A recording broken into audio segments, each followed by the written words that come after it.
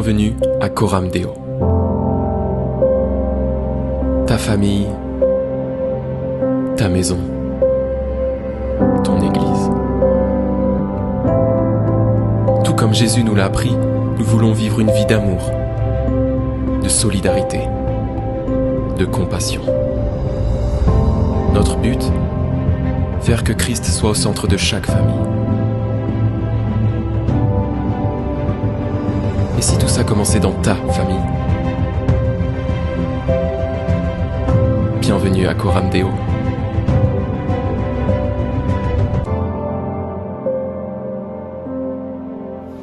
Bonjour à tous.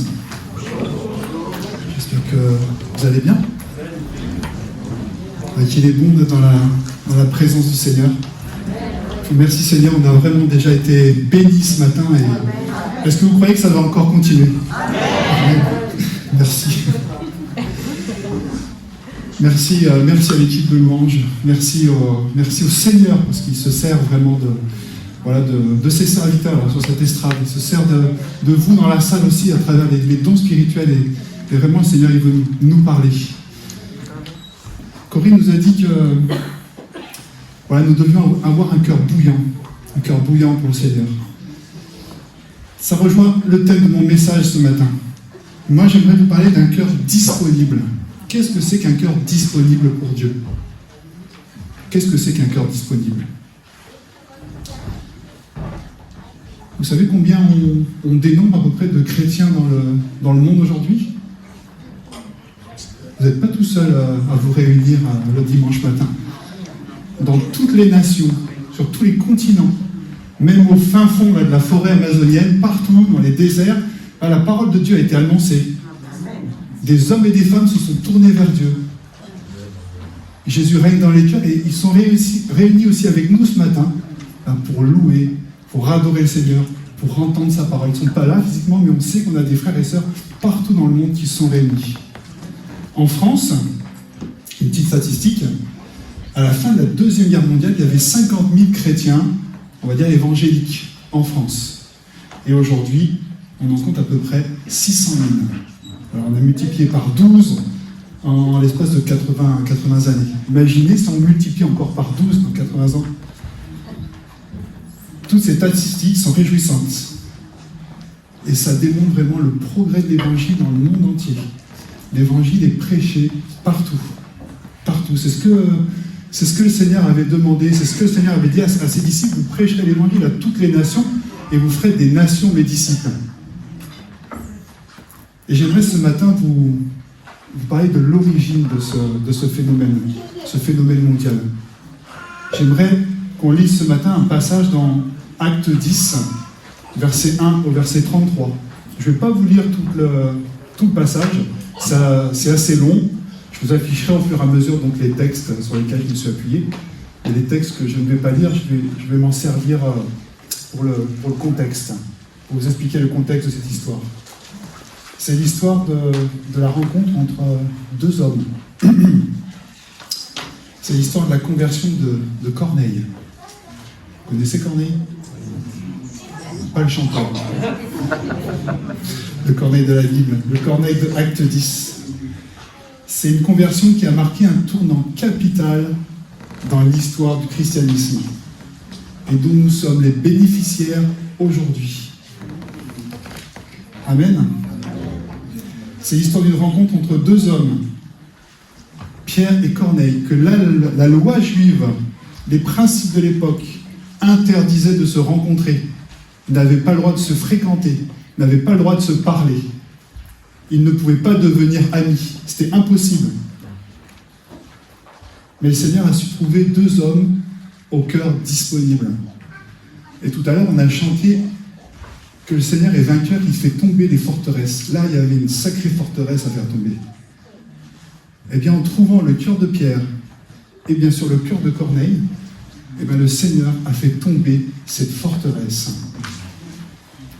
Le Seigneur a choisi deux hommes au cœur disponible, prêts à répondre à l'appel de Dieu. On va voir que pour Pierre, ce n'était pas si évident que ça au départ. Afin d'être utilisé dans ce merveilleux plan de salut, ce merveilleux plan de sauvetage, Vous êtes des instruments dans un plan de sauvetage pour l'humanité. Et j'aimerais voir avec vous 3 caractéristiques ce matin. 3 caractéristiques d'un cœur disponible. L'œuvre de Dieu se réalise parfaitement quand il trouve un cœur disponible, c'est-à-dire un cœur qui prie, un cœur qui recherche vraiment Dieu dans la prière, un cœur qui obéit et un cœur qui apprend, un cœur qui est enseignable, un cœur qui ne reste pas sur ses positions « moi je sais tout, je n'ai plus rien à apprendre », mais un cœur qui est enseignable. Un cœur disponible pour Dieu et un cœur qui prie. Alors on va lire donc du verset 1 au verset 9. Il y avait à Césarée un homme appelé Corneille, qui était officier dans la troupe romaine appelée cohorte italienne. Il était pieux et craignait Dieu avec toute sa maison.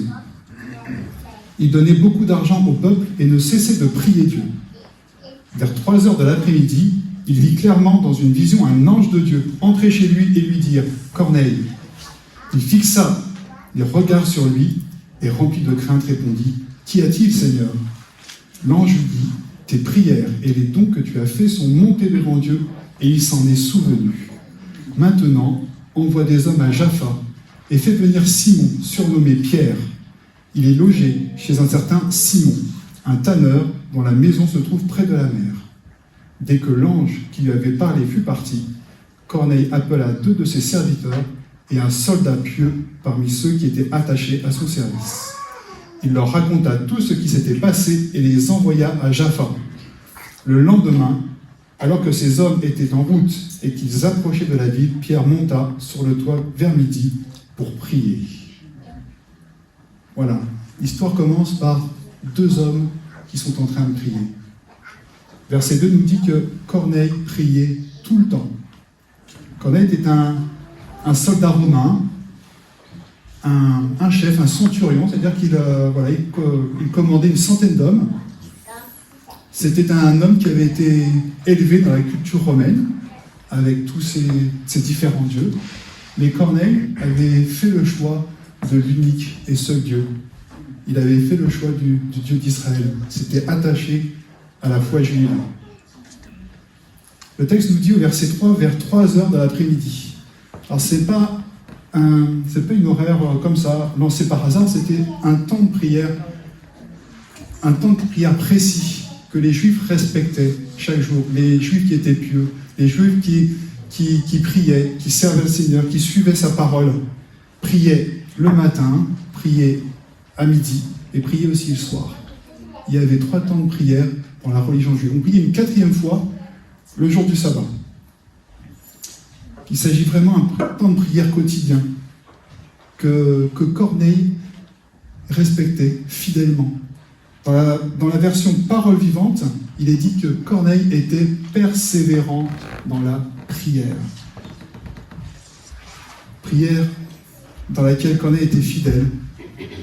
Il priait tous les jours, il se mettait à part, il se mettait à l'écart pour Dieu.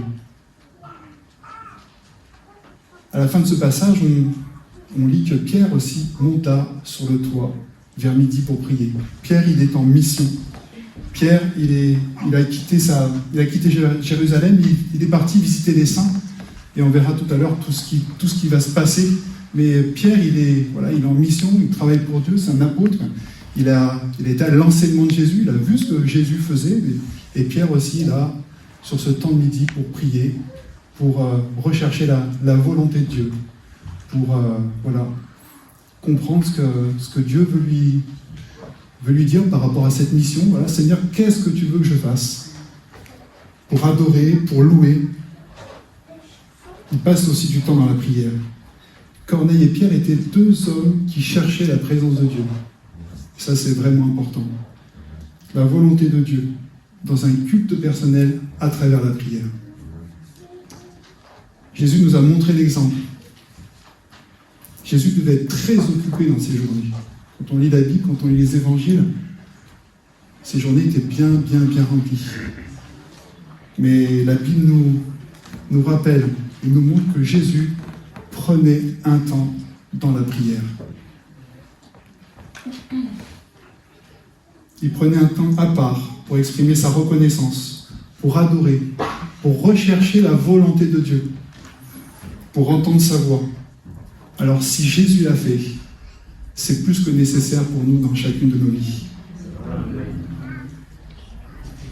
C'est très souvent quand nous sommes dans une attitude de prière qu'il y a des choses qui se passent. Dieu répond à celui qui le cherche sincèrement. Au début de l'histoire ici, Dieu va répondre à Corneille, et Corneille n'est pas chrétien, n'est pas encore réconcilié avec Dieu. Il va falloir que Corneille fasse une rencontre avec Dieu, mais le Seigneur, il voit son cœur, il entend sa prière, il voit sa prière et ses aumônes. Il parle d'aumônes parce qu'en fait, ses aumônes, c'est sa foi qui est en action. Il ne fait pas simplement que prier, Corneille, mais il agit aussi en conséquence de sa foi. Il est en accord dans sa vie de tous les jours avec sa foi.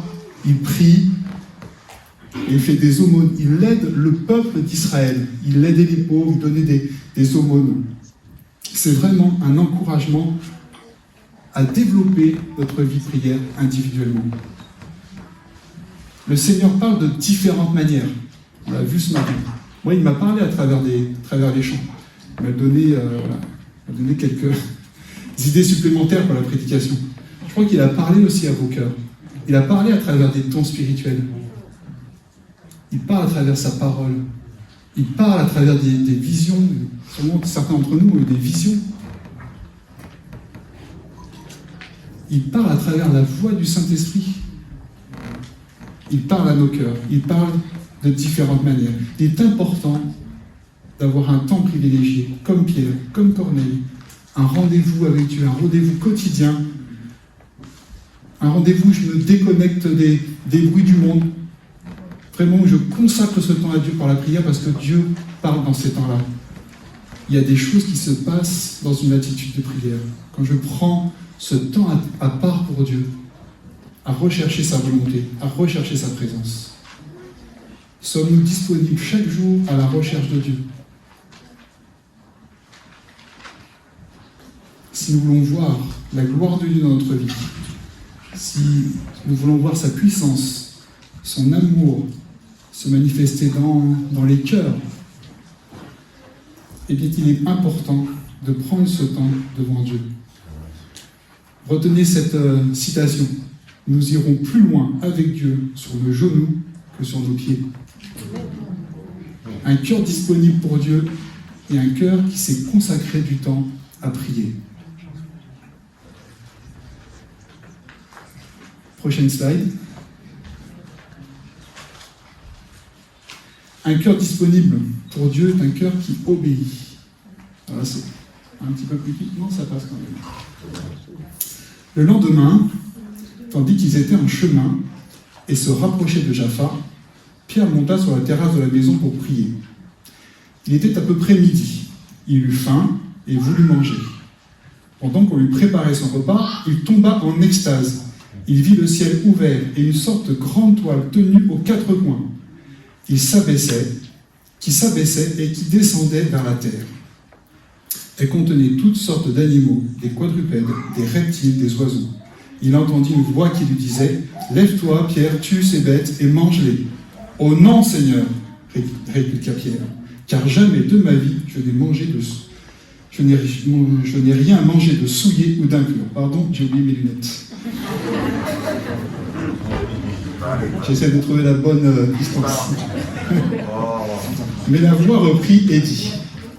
Vous n'avez rien remarqué jusqu'à maintenant, mais bon, je fais des efforts. Ce que Dieu a déclaré pur, ce n'est pas à toi de le considérer comme impur. Par 3 fois, cela se renouvela. Puis la nappe disparut dans le ciel. Pierre était fort perplexe et se demandait ce que cette vision signifiait. Pendant ce temps, les hommes envoyés par Corneille s'étaient renseignés pour savoir où se tenait la maison de Simon. Ils se présentèrent à la porte d'entrée, ils appelèrent et demandèrent si c'était bien là que logeait Simon surnommé Pierre. Comme Pierre était toujours à réfléchir sur sa vision, l'Esprit lui dit « Écoute, il y a 3 hommes qui te demandent, va, descends, pars avec eux sans hésiter. C'est moi qui les ai envoyés. » Alors Pierre descendit et se présenta en disant « Me voilà, c'est moi que vous cherchez. Pourquoi êtes-vous venus ? Nous venons de la part du centurion Corneille, répondirent-ils. C'est un homme droit qui adore Dieu et qui jouit de l'estime de toute la population juive. Un ange de Dieu lui a demandé de te faire venir dans sa maison pour écouter ce que tu peux avoir à lui dire. Alors Pierre les fit entrer et leur offrit l'hospitalité pour la nuit. Le lendemain, il se mit en route avec eux, accompagné de quelques frères de Jaffa. Alors Pierre est monté sur le toit d'une maison. Alors je tiens à signaler que les toits de maison, à cette époque, sont plats.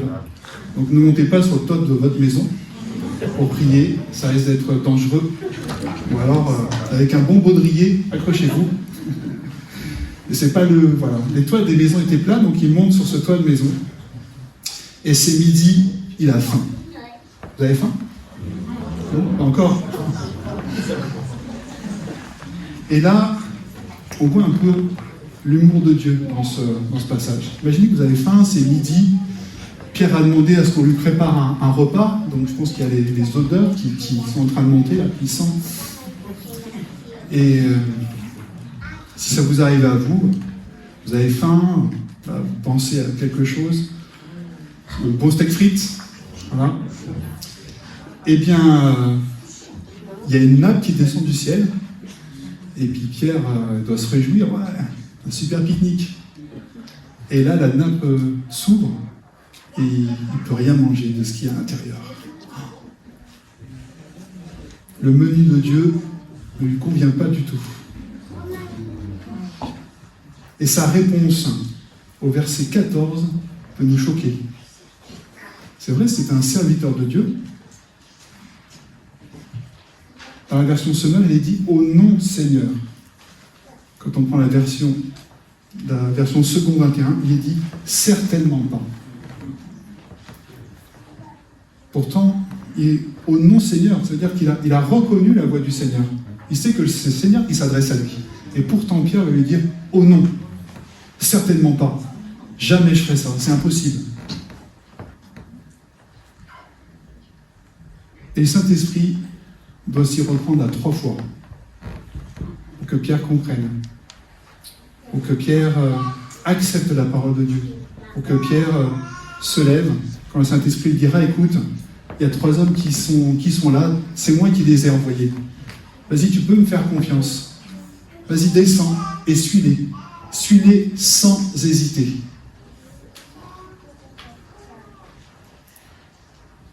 Pierre était fort perplexe. Il n'avait pas compris ce que signifiait cette vision. Mais Pierre va quand même obéir à Dieu. Au départ, ce n'était pas gagné. Mais Pierre va quand même obéir à Dieu. Pierre n'est pas d'accord avec Dieu au début. Ça commence mal. On connaît Pierre. C'est pas la première fois. Je crois que dans l'évangile, c'est toujours l'apôtre qui proteste, qui conteste. Je vous rappelle quand Jésus annonce qu'il va mourir sur la croix, il dit non, non, non. Quand Jésus veut laver les pieds de ses disciples et qu'il arrive auprès de Pierre, il dit non, non, non, non. Pas question. Et puis là, encore une nouvelle fois, quand le Seigneur lui parle, quand il reconnaît la voix de Dieu, ça lui pose beaucoup de questions. Pierre, il est quand même troublé, et puis il ne comprend pas cette vision au début. Il dit non, Seigneur. Non, tout, mais tu peux tout me demander, mais pas ça. Gilet jaune. Voilà. La genèse des gilets jaunes. Pierre vient de dire non à un ordre de Dieu. Il n'a pas envie de faire ce que Dieu lui demande. C'est un apôtre, hein. Et pourtant, il est né de nouveau. Pourtant, il est rempli du Saint-Esprit. Pourtant, il est parti en mission. À la fin du chapitre 9, il nous dit que Pierre, il est parti visiter les saints autour de Jérusalem. Il arrive à un endroit et il y a un paralytique depuis 8 ans. Il prie pour lui, au nom de Jésus, il dit « Jésus te guérit », il le guérit. Le lendemain, on vient le chercher. Il y a une femme qui s'appelait Dorcas, Tabitha, qui vient de mourir. On vient le chercher pour qu'il prie pour cette femme. Donc il se déplace. Là, il ne fait pas d'histoire. On vient le chercher, il y va directement. Il se déplace. Il va prier pour cette femme, et cette femme ressuscite. Cette femme retrouve la vie. Et ce qu'il y a encore de plus fabuleux dans cette mission, dans ce que fait Pierre, c'est que quand il y a ce paralytique qui retrouve l'usage de ses jambes, quand cette femme revient à la vie, il y a des dizaines, des centaines, ils disent des villages entiers, des régions se donnent leur vie à Jésus. Donc, on ne peut pas dire que son ministère n'est pas efficace.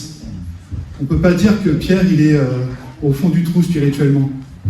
Il est né de nouveau, il est rempli du Saint-Esprit et son ministère est efficace. Il sert Dieu et ça marche et le Seigneur, il l'utilise.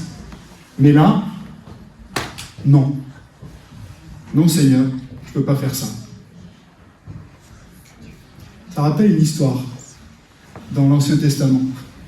Et c'est exactement au même endroit que s'est déroulée cette histoire. À Jaffa, ou Joppé dans d'autres versions. Jonas.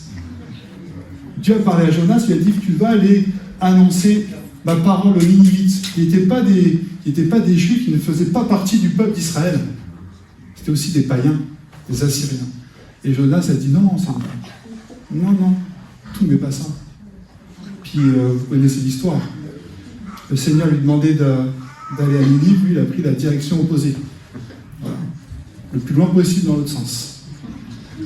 Mais le Seigneur a su le ramener. Pierre a dit non.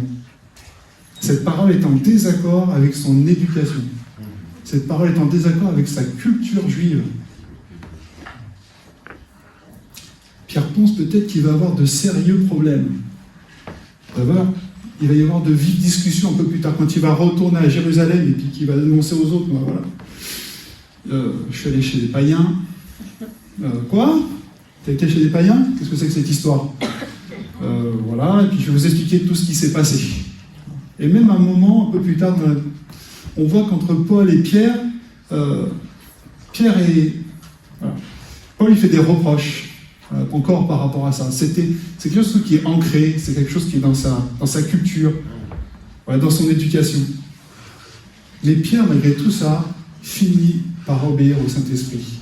Écoute, il y a 3 hommes qui te demandent, va, descends et pars avec eux sans hésiter. C'est moi qui les ai envoyés. On voit dans ce passage que le Saint-Esprit, il est à l'œuvre tout au long de ce passage. Il interviendra au début jusqu'à la fin. C'est lui qui dirige, c'est lui qui guide. C'est lui qui va guider Pierre, qui va l'assister, qui va aller. C'est moi qui t'envoie, fais-moi confiance.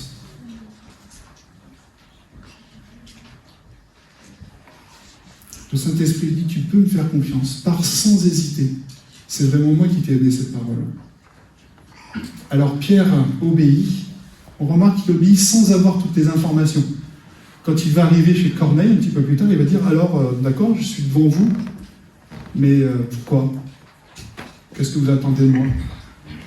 Donc, il a vraiment obéi au Seigneur sans avoir toutes les informations. Et là, déjà, alors qu'il n'est pas chez Corneille, il y a quelque chose déjà d'incroyable qu'il vient de réaliser. Corneille avait envoyé un soldat pieux, c'est-à-dire un Romain, et puis 2 de ses serviteurs. Et Pierre, après avoir parlé avec eux, il va les inviter. C'est impossible sur la loi juive. Un païen, ce soldat romain, ne pouvait pas rentrer dans la maison de Pierre. Il ne pouvait pas les accueillir. Il ne pouvait pas leur offrir l'hospitalité et puis les inviter à manger. Non, c'est pas possible. Et là, je crois que Pierre a déjà compris la vision, le sens de cette vision. On vient de lui dire qu'il doit rencontrer un païen. Il doit rencontrer Corneille. Il doit rencontrer, plus qu'un païen, un Romain, un occupant. Quelqu'un qui a un peuple, qui a servi le peuple d'Israël. C'est pas une personne qui aurait eu envie de rencontrer Pierre. Mais il va obéir. Il va obéir à la parole de Dieu. Combien de fois avons-nous dit non à Dieu ? Avons-nous déjà dit non à son appel pour un tas de mauvaises raisons ? Je ne suis pas d'accord. Je ne peux pas, Seigneur. Tu peux tout me demander, mais pas ça, pas ça. Je le ferai, oui, d'accord, un peu plus tard. Et en fait, on repousse toujours le plus tard. On repousse. Si vous n'obéissez à la parole de Dieu que quand elle vous paraît logique et bénéfique, eh bien, cela n'a rien à voir avec l'obéissance. Obéir signifie se soumettre à une autorité reconnue, même lorsqu'on n'est pas d'accord. C'est une citation de Timothy Keller. Un cœur disponible pour obéir dira « Oui, Seigneur ». Ne soyons pas de ceux qui mettent un stop à l'œuvre de Dieu, dans nos vies et à l'œuvre de Dieu autour de nous. N'attristons pas le Saint-Esprit. Je pense que Pierre ne devait pas être très à l'aise, devait être perturbé. Quand le Seigneur nous parle et que voilà, on dit non Seigneur, ben je crois que voilà, le chrétien, mais il ressent que dans son cœur quelque chose ne va pas. Je ne suis pas en accord avec toi Seigneur. J'ai perdu ma paix, j'ai perdu ma joie. Tu me demandes d'obéir à ta parole Seigneur et je veux vraiment retrouver cette joie, cette paix, cette plénitude du Saint-Esprit, alors je vais le faire Seigneur. Je vais obéir à ce que tu me demandes. On voit aussi qu'on ne fait jamais notre mission seul. Le Saint-Esprit est toujours là. On travaille main dans la main avec le Seigneur. Pierre, ici, il est un instrument.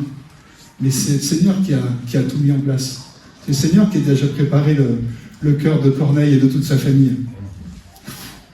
Et l'évangélisation, c'est compliqué, mais alors là, tout est prêt. Hein. Corneille, ses amis, sa maisonnée, ils sont tous là, ils n'ont qu'une envie, c'est écouter la parole de Dieu. Quoi. Vous voudrez tous avoir des missions comme ça, des appels de cet ordre-là. Dieu utilise des gens imparfaits. Tout à l'heure, on a entendu cette parole que là où le péché abonde, la grâce surabonde. C'est vrai, on est imparfait. On peut dire, non, je ne peux pas servir le Seigneur. Je suis imparfait. Je ne suis pas assez bien. Non, c'est faux. C'est un faux raisonnement. Tu peux servir le Seigneur. Le Seigneur, il veut se servir de toi. Il a choisi de se servir de gens imparfaits. Pierre était loin d'être parfait, on peut le voir. Et je crois que le Seigneur, il veut se servir de chacun de nous. Mais il faut avoir ce cœur disponible, prêt à obéir. Quelle pensée, quelle parole le Seigneur nous a-t-il donné? Souvent, ces pensées, ces paroles qui reviennent sans cesse. Cesse ce comportement. Commence-en un nouveau autre. Choisis de pardonner. Demande pardon. Parle, écoute. Prépare-toi. Consacre-toi à ce que j'ai mis sur ton cœur. Vas-y, je serai avec toi. Avance. Un cœur disponible est un cœur qui répond oui au Seigneur. Un cœur qui obéit à la volonté de son roi. Tout à l'heure, on a chanté dans 2 chants, Seigneur, tu es mon roi. Ça veut dire que le Seigneur, il règne, pour régner sur nos cœurs. Un cœur disponible est un cœur qui prie. Un cœur disponible est un cœur qui obéit à la parole de Dieu. Quelles que soient les circonstances, même si on ne comprend pas tout au départ. Un cœur disponible est un cœur qui est enseignable. Prochaine slide.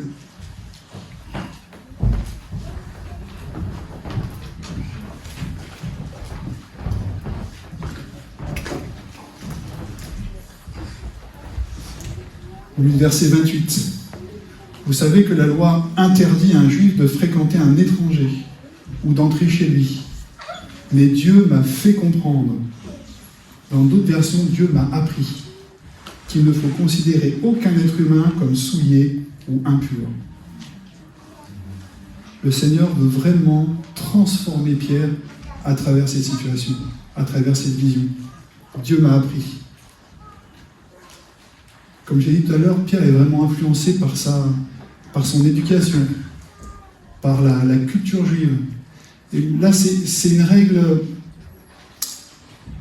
Le Seigneur avait donné sa loi, mais les pharisiens aussi avaient réussi à la détourner, à à la transformer.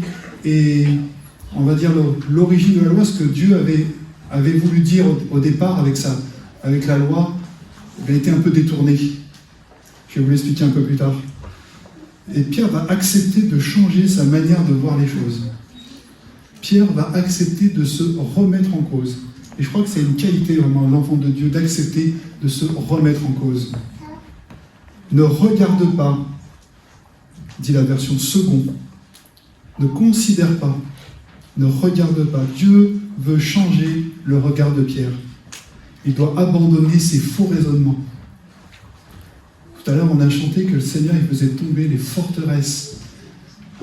Il est vainqueur. Et je crois qu'il y a des forteresses qui sont bien sûr à l'extérieur, mais il y a aussi des forteresses qui sont ici, et que Dieu doit faire tomber. Et là, c'est une forteresse immense que le Seigneur a fait tomber dans le cœur de Pierre. Dieu veut lui enseigner qu'il n'est pas là pour trier. C'est pas à Pierre de choisir ce qui est pur ou impur, mais il est là pour annoncer la bonne nouvelle du salut à toutes les nations. Dieu aime le juif, Dieu aime le païen. C'est Dieu qui purifie par la foi en Jésus-Christ. C'est le Seigneur qui offre le salut et qui le veut. En résumé, à travers cette vision, je crois que Pierre doit comprendre que Dieu veut révéler à Pierre l'immensité de son amour et l'immensité de sa grâce pour toutes les nations. Le Saint-Esprit veut changer le regard de Pierre. Jésus n'évitait et n'excluait personne. Il est venu pour les impurs, c'est-à-dire pour nous pécheurs. Pierre avait été à l'école de Jésus. Comme j'ai dit tout à l'heure, il avait vu Jésus agir. Il avait vu Jésus agir avec ce centurion, tiens, encore un Romain, qui vient se mettre à genoux devant Jésus et qui dit à Jésus, dis simplement une parole, tu n'as pas besoin de te déplacer, mon serviteur sera guéri. Et Jésus, il avait vu sa foi, il ne l'a pas rejeté parce qu'il ne faisait pas partie du peuple de Dieu, du peuple d'Israël à l'époque.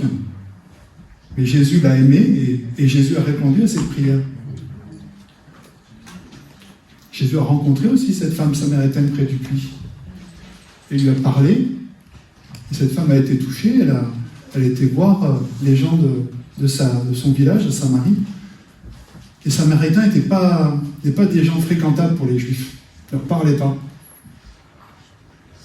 Ils avaient leur temple, ils adoraient sur une montagne à part. Et c'était pas des gens, c'est des gens que les Juifs évitaient. Et Matthieu, qu'est-ce qu'a vu Jésus dans Matthieu? Vous avez vu Chosen? Pour ceux qui l'ont vu, Matthieu, pas très aimé de son peuple. C'est un vendu, un traître, un vendu à l'occupant. Il récolte des impôts et en plus il s'en met un petit peu de côté. Mais Jésus voyait le cœur de Matthieu.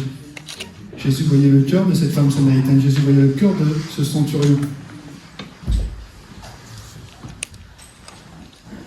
Qu'est-ce qu'a vu David Wilkerson? Vous avez vu le film La Croix et le poignard? Quand il est parti à New York et qu'il a annoncé la parole de Dieu à Nicky Cruz. Il faut être courageux quand même. La première fois, il est reparti en vie, mais c'était, le Seigneur l'avait gardé. Il a vu quelqu'un qui allait annoncer la parole de Dieu. Souvent, l'Éternel regarde au cœur. Nous, on regarde à ce qui... Souvent, l'homme regarde à ce qui frappe les yeux, mais l'Éternel regarde au cœur. L'Éternel regarde toujours au cœur. Ce changement de regard n'est pas facile pour Pierre.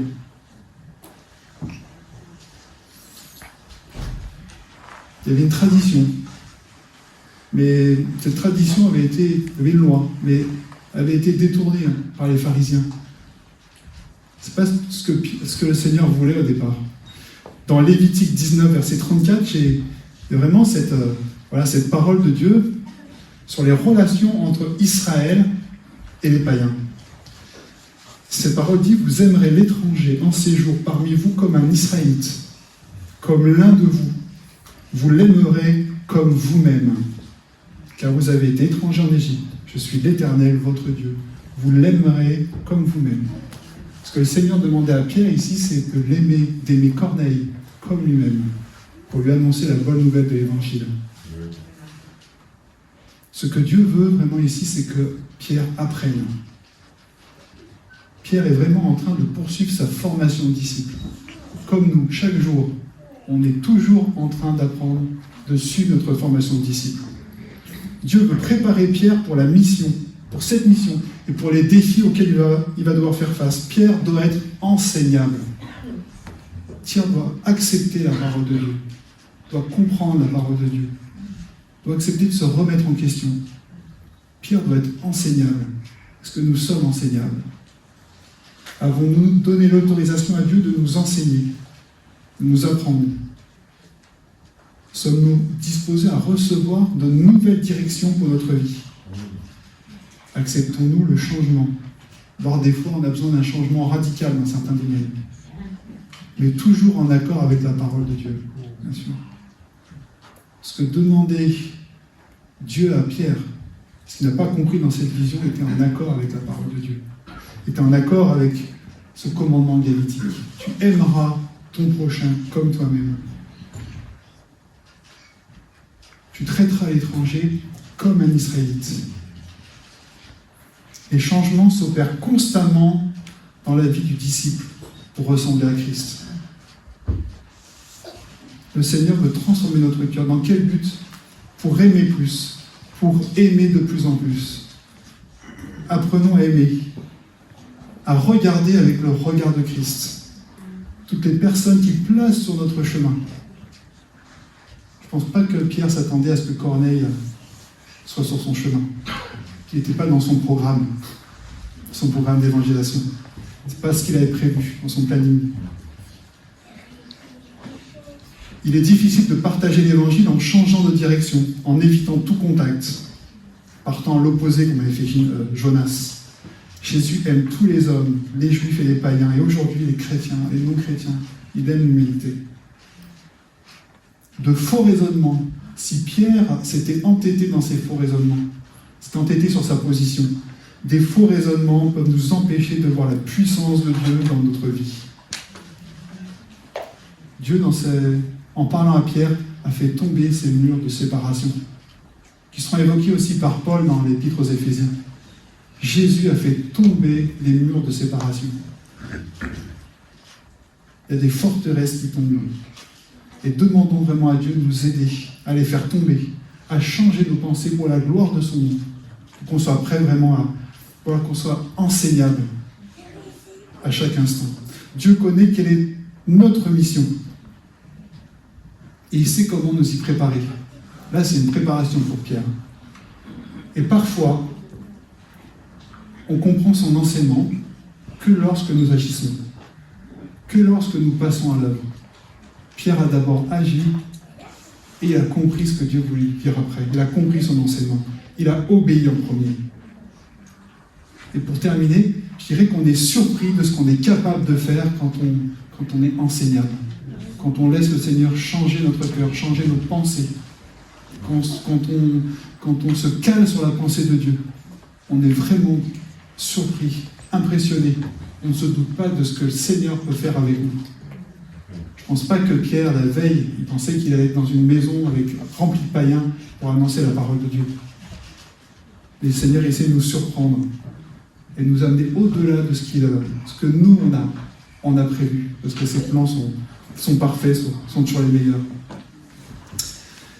Dieu veut transformer Pierre. Il y a un autre personnage aussi dans ce passage. C'est Corneille. Et Dieu veut aussi transformer Corneille. Dans Acte 10, au verset 33, il est dit « Maintenant donc, nous sommes tous devant Dieu pour écouter tout ce que le Seigneur t'a ordonné de nous dire. » Il est prêt à écouter aussi, Corneille. Il a envie d'écouter. Il a vraiment une soif d'entendre la parole de Dieu. Corneille est un homme bien. Il est dit qu'on appelle ça un craignant Dieu. C'est pas il n'est pas né, il ne fait pas partie du peuple juif, voilà, la notion d'Israël, mais il s'est tourné vers le Dieu d'Israël. C'est un homme important, un officier, un centurion qui dirige une centaine d'hommes, donc il a bien réussi aussi professionnellement. C'est un homme pieux, il adore Dieu, il dirige même sa maisonnée, sa maison dans les voies de Dieu. C'est un homme bienveillant, il utilise sa position, ses biens, au bénéfice des pauvres. C'est un homme spirituel, il aime prier.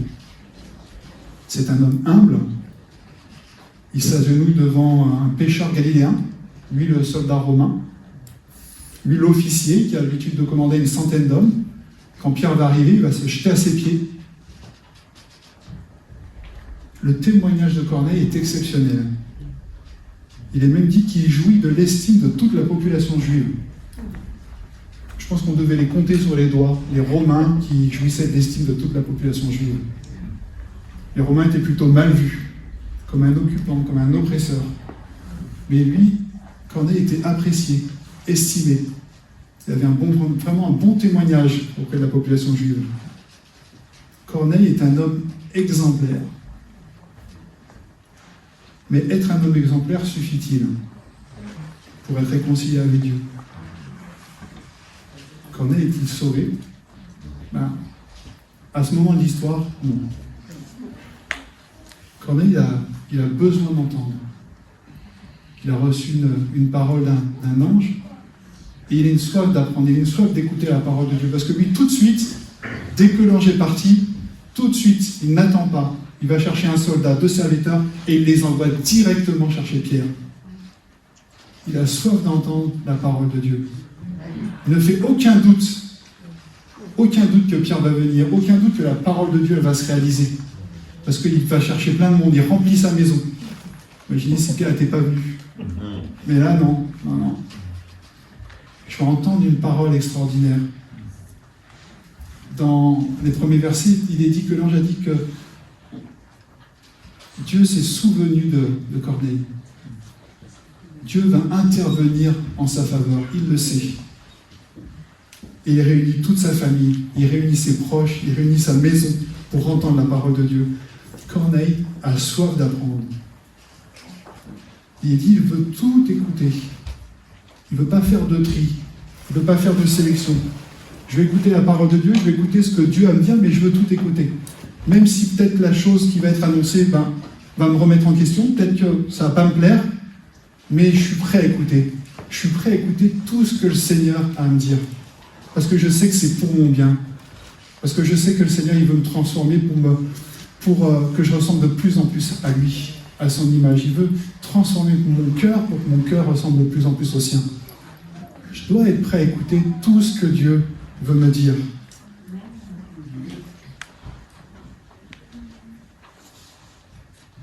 Notre service peut se transformer en pratique religieuse. Si Corneille avait dit non, ça me suffit. Voilà, moi j'ai ma vie, tout marche bien. Mais Corneille a besoin d'entendre la parole de Dieu. Corneille est réceptif aux enseignements du Seigneur. Corneille veut plus que servir Dieu. Il veut servir avec Dieu. Il veut connaître sa volonté. Le terrain est prêt. Son cœur est prêt. Corneille est enseignable.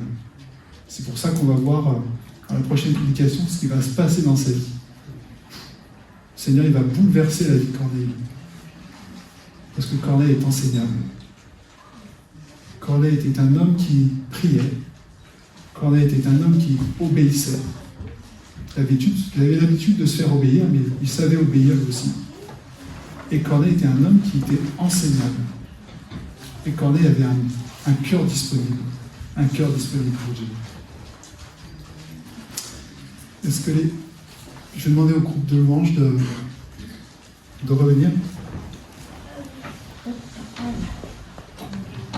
De base, c'est vraiment pas à l'heure.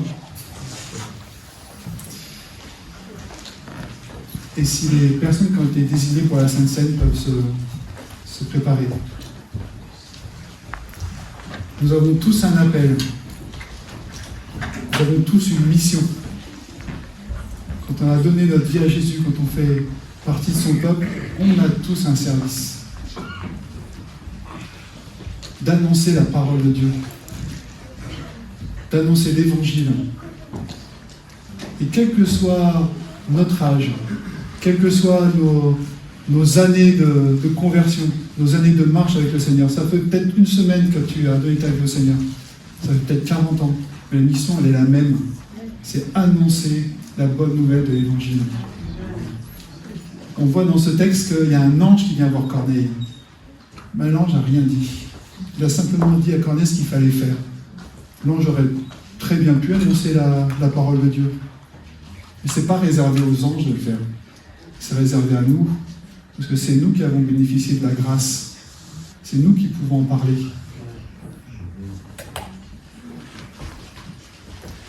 Faites de toutes les nations mes disciples.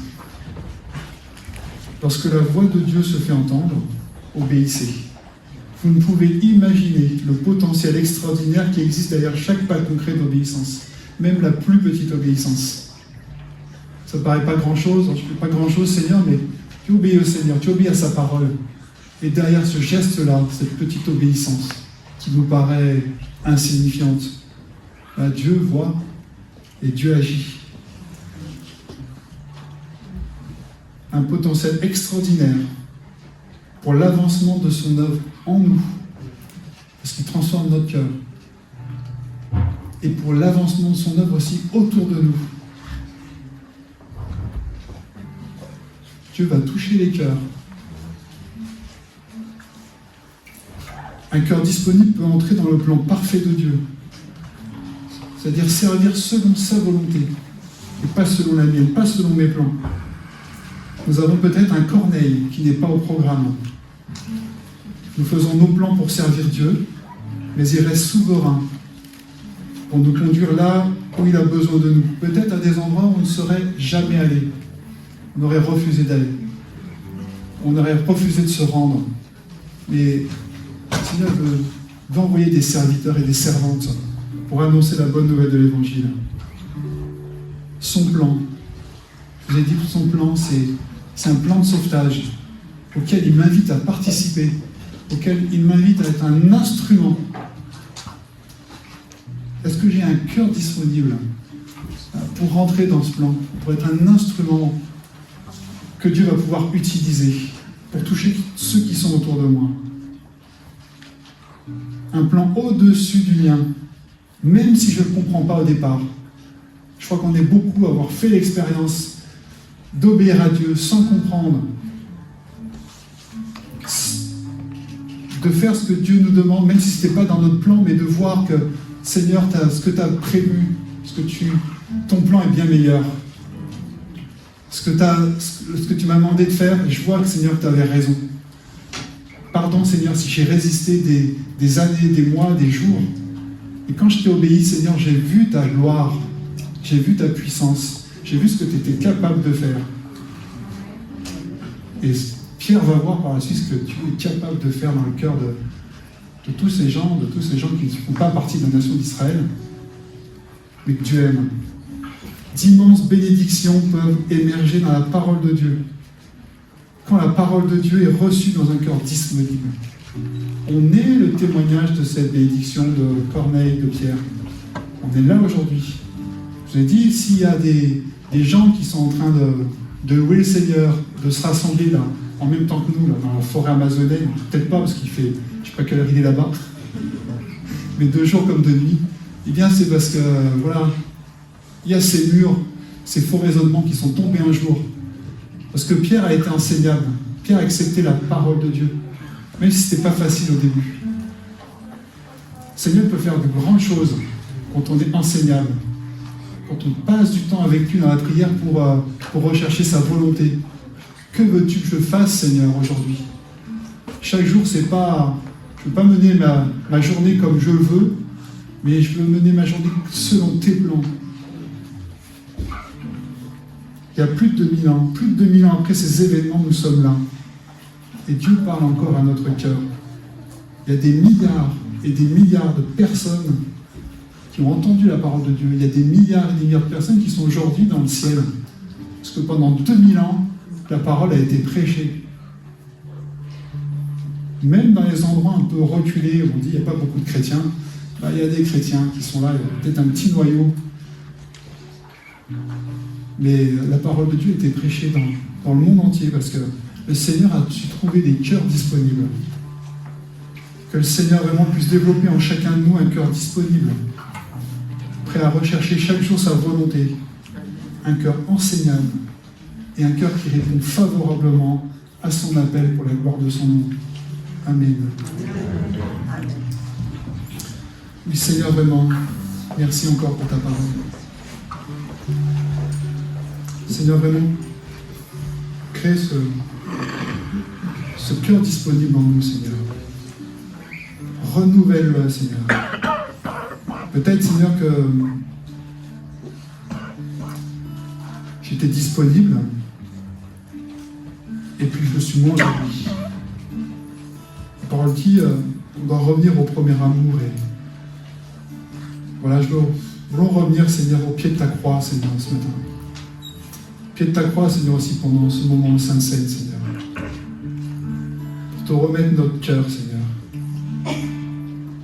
Vraiment souffle sur nous, Seigneur. Nous avons vu dans ce passage que ton Saint-Esprit, Seigneur, était à l'œuvre du début jusqu'à la fin, et je crois qu'il est à l'œuvre encore maintenant, Seigneur. Alors, Seigneur, souffle sur chacun de nous, Seigneur. Développe en nous, Seigneur. Crée en nous, Seigneur, ce cœur disponible. Ce cœur disponible, Seigneur, pour la prière, Seigneur. Pour rechercher ta face, Seigneur. Pour rechercher ta présence, Seigneur. Pour écouter ta voix, Seigneur. Oui, dans la prière aussi, nous voulons écouter ta voix, Seigneur. Pas toujours parler, Seigneur, mais t'écouter aussi. Écouter ton cœur parler à notre cœur, Seigneur. Donne-nous la force, Seigneur, ce zèle, Seigneur, aussi pour mettre en œuvre, Seigneur, ce que tu nous demandes, Seigneur. Nous avons besoin de ta force, Seigneur. Nous ne pouvons pas le faire par nos propres forces, Seigneur. Mais par ta force, Seigneur, par ta puissance, par ton esprit, Seigneur. Donne-nous, Seigneur, un cœur enseignable, Seigneur. On a tellement de choses à apprendre, Seigneur. On a tellement de choses à apprendre chaque jour, Seigneur. Donne-nous une soif d'apprendre, Seigneur. Donne-nous faim d'apprendre, Seigneur, chaque jour. De mieux te connaître, Seigneur.